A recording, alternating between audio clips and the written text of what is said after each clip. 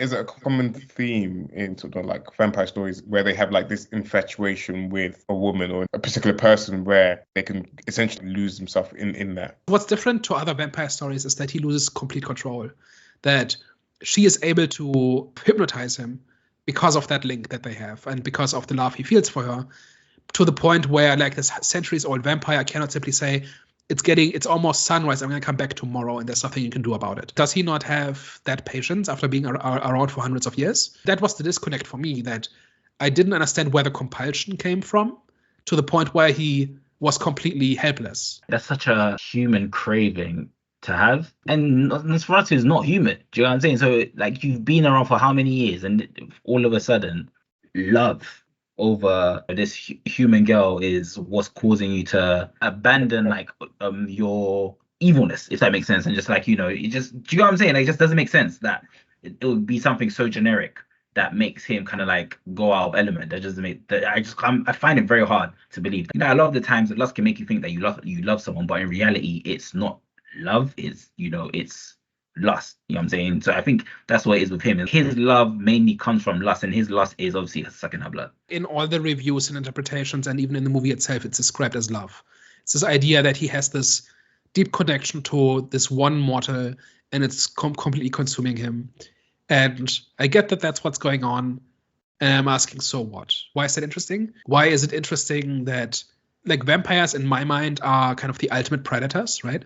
Like they treat humans as cattle and as prey and as playthings, right? While at the same time having kind of superficially things that we want. But it comes at the cost of their humanity, and it's a facade that hides like an animal that will tear you apart if you let it. Right? To me, that's what makes vampires cool. And there are many different versions of this story, right? Or this archetype. And they don't all have to be the same. It doesn't have to be what I want it to be, or it doesn't have to be what I expect it to be. But it seems like turning the table on this ultimate predator should be kind of a big deal. And it kind of just happens. It doesn't seem to be this big realization. It doesn't seem to be Ellen realizing, oh, I thought I was the victim, but actually the connection goes both ways. And he's underestimating me because I'm the prey. And that gives me an advantage, and now I can lay a trap. That, to me, that makes sense. But if it's just Orlok is so in love that he just walks right into her trap and doesn't realize it until it's too late, like, to me, that's something I associate with youth. That's the kind of thing that like a horny, love-struck teenager does, right? That's what a 15-year-old does. They experience love for the first time, and it's so overwhelming, and they have no context for it, that they think this is the most profound thing anybody has ever felt. And so they do stupid and reckless things that maybe open them up to exploitation or something.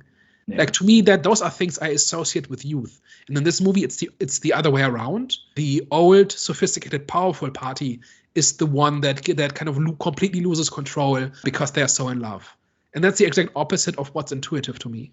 And if it's so counterintuitive, then you can still make that work.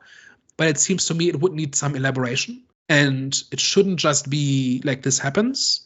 It should be a bigger deal, and a bigger part of the story should be justified in the story. I would definitely say if that is the reason, if love is the reason, then it doesn't hold no weight.